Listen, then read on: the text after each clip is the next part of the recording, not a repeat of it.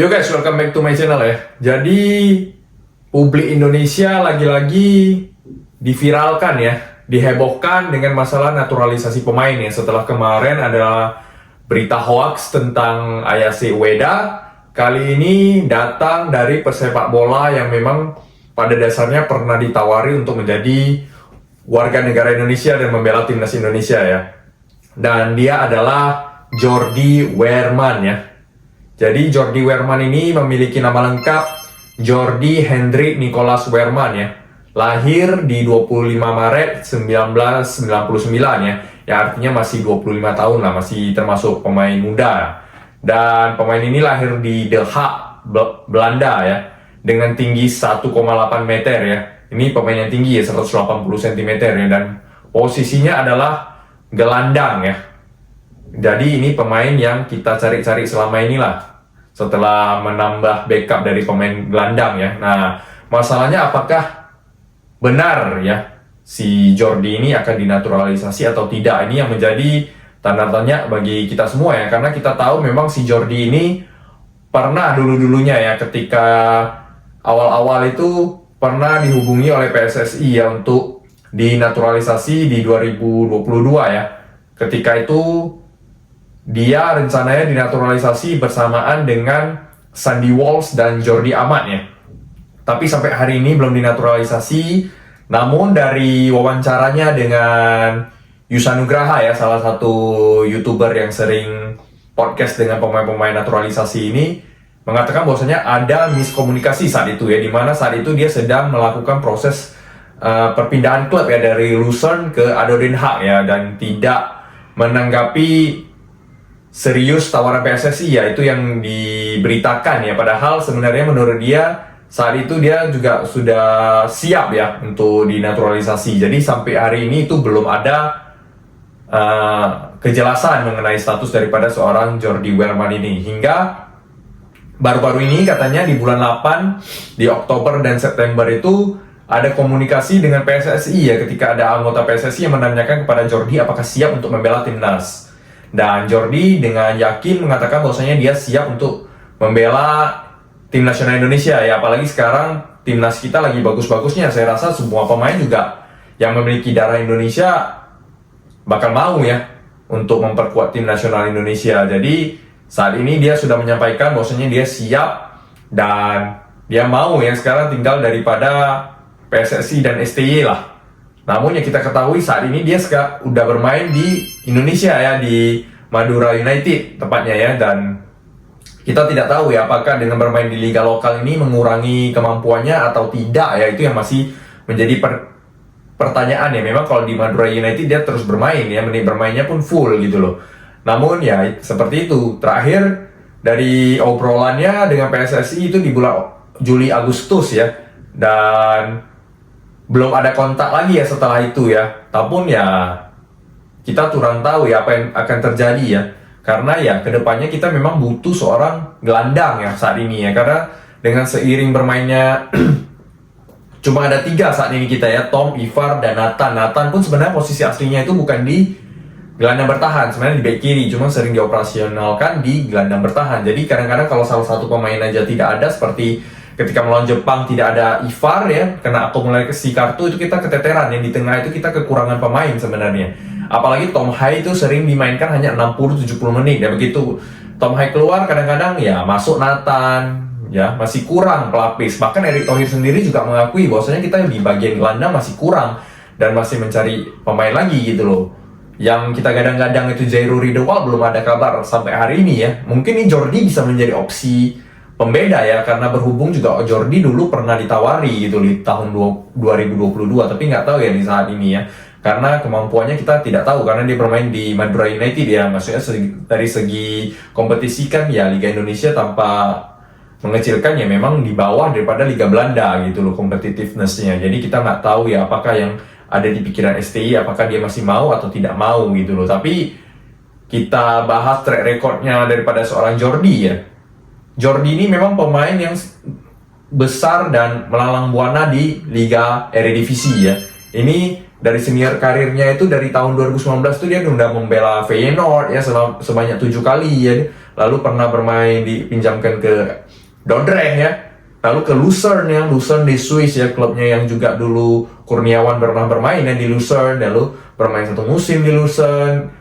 Di peminjaman dia 19 kali main, lalu bermain 17 kali di musim selanjutnya, lalu dipinjamkan lagi ke ADO Den Haag ya, sebanyak 20 kali permainan dan mencetak 2 gol ya. Lalu ke Fulkafor di Kroasia, itu klub terakhirnya sebelum dia pindah ke Madura United ya. Jadi ini memang pemain yang beralam buana di Liga Eredivisie ya. Untuk tim nasionalnya juga tidak jelek sebenarnya daripada seorang Jordi ini. Dia beberapa kali memperkuat tim nasional Belanda di kelompok usia ya, dari 16, 17, 19, 20 lengkap ya. Dari 4 kali bermain, 14 kali, 3 kali, dan 9 kali bermain untuk tim nasional Belanda di kelompok umur. Jadi ini termasuk pemain yang bagus sebenarnya pada usianya ya, dulu ya, sebelum pindah ke Indonesia ya. Karena jujur aja ketika dia memperkuat Madura United, saya belum melihat permainannya sendiri. Tapi untuk track recordnya pernah memperkuat timnas Belanda juga berarti, dan berlalang buana di Eredivisie itu kan berarti bukan kaleng-kaleng ya. Dan ceritanya si Jordi ini memang dia punya keturunan dari sang nenek ya. Neneknya ini lahir dan besar di Indonesia, cuman sejak kedatangan VOC itu dipaksa untuk kembali ke Belanda. Ini dari pengakuan seorang Jordi. Jadi masih banyak lah saudara-saudaranya di Indonesia. Jadi dari Belanda itu katanya neneknya, jadi kalau sekarang dia memperkuat Indonesia, ada cucunya kembali ke Indonesia, itu pasti neneknya sangat bangga ya. Dan ini menjadi salah satu alasan kenapa si Jordi mau memperkuat timnas Indonesia ya.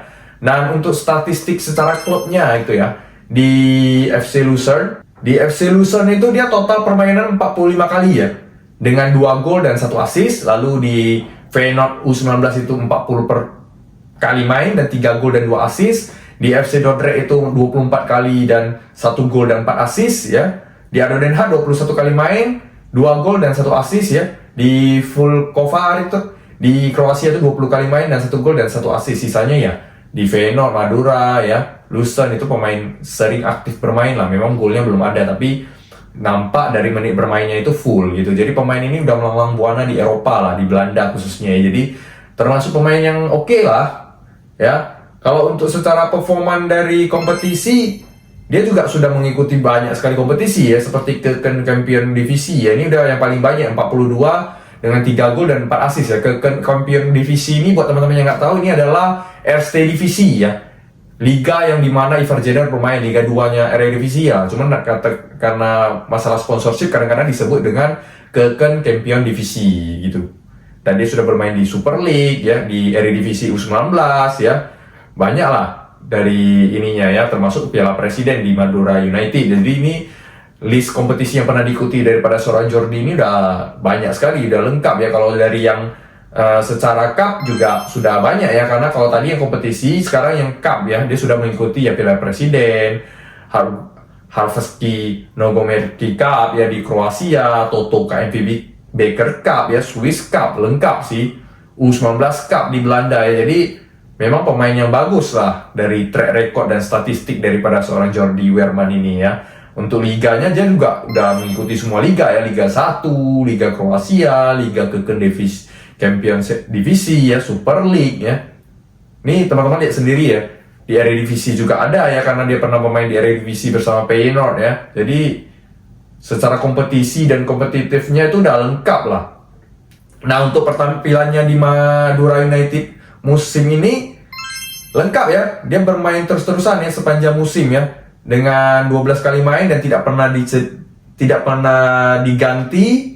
Sekali diganti melawan Persija di menit 63, sisanya memain full 90 menit dan tidak pernah diganti masuk, tidak pernah duduk di bench ya. Memang luar biasa pemain ini untuk timnya Madura United ya, sangat berkontribusi sekali ya, luar biasa ya. Dan posisinya yaitu central midfield, atau kadang-kadang dia bermain di DM gitu, antara CM dan DM. Jadi ini cocok sekali posisi yang kita butuhkan untuk saat ini ya, khususnya nanti di bulan Maret ya. Kalau dia oke dan STY oke, mungkin ya dia available di bulan Maret ya, bersama dengan Ole Romeni juga. Jadi ini menambah kekuatan di lini tengah tim nasional Indonesia kita ya, dimana kita ya harus mengisi pos itu untuk kedalaman squad yang lebih bagus lah untuk kedepannya gitu loh. Jadi memang dia sangat terpakai jasanya ya di Madura United, dia tidak tergantikan lah. Berarti ini pemain yang oke gitu loh. Dan sebagai informasi aja ya teman-teman, si Jordi ini memiliki teman di timnas saat ini ya. Jadi ada 4 pemain diaspora, pemain naturalisasi kita asal Belanda yang pernah menjadi rekan satu tim daripada si Jordi ini. Ya, dia pernah bersatu tim dengan Martin Pas ya, ketika di Belanda U20. Lalu dia pernah dengan Rafael Struijk juga di ADO Den Haag ya kan. Jadi itu sudah 2. Lalu dia pernah bermain juga dengan Calvin Verdong, si Lupi ya, ketika bersama-sama mereka di Feyenoord ya. Bahkan dia pernah satu tim dengan Kevin Dix ya, ketika juga bermain di tim senior dari Feyenoord. Jadi dia sudah memiliki 4 teman di tim nasional saat ini sebenarnya ya. Jadi kalau dia bergabung, dia sudah gampang lah untuk menyatu ya dengan 4 temannya, ditambah dia sudah mengerti atmosfer daripada sepak bola Indonesia ya, karena sudah satu musim di sini dengan penampilan yang cukup apik. Jadi ya, saya rasa kalau dari saya pribadi sih, daripada tidak ada ya pemain gelandang yang kita naturalisasi, yang kita cari-cari belum dapat, Jairo belum ada keputusan, bahkan Jairo juga lagi cedera kan kabarnya kan, setelah lama menepi dari timnya ya di Belgia. Ya, saya rasa Jordi pilihan yang tepat untuk saat ini. Ketimbang tidak ada sebagai pelapis juga oke kan. Tapi ya semua balik lagi kepada STY ya, karena dia yang memegang tongkat pemerintahan di sepak bola Indonesia ya. Apa dia mau ya, PSSI cuma menjalankan. Kalau dia mau Jordi ya intinya Jordi juga sudah siap, tinggal dinaturalisasi ya. Kalau saya melihat penampilan dan statistik daripada seorang Jordi Weman ini, ya oke gitu. Menurut saya layak dicoba, layak diambil gitu loh, untuk menambah kedalaman squad kita saat ini gitu loh. Kalau itu dari saya. Kalau menurut teman-teman gimana?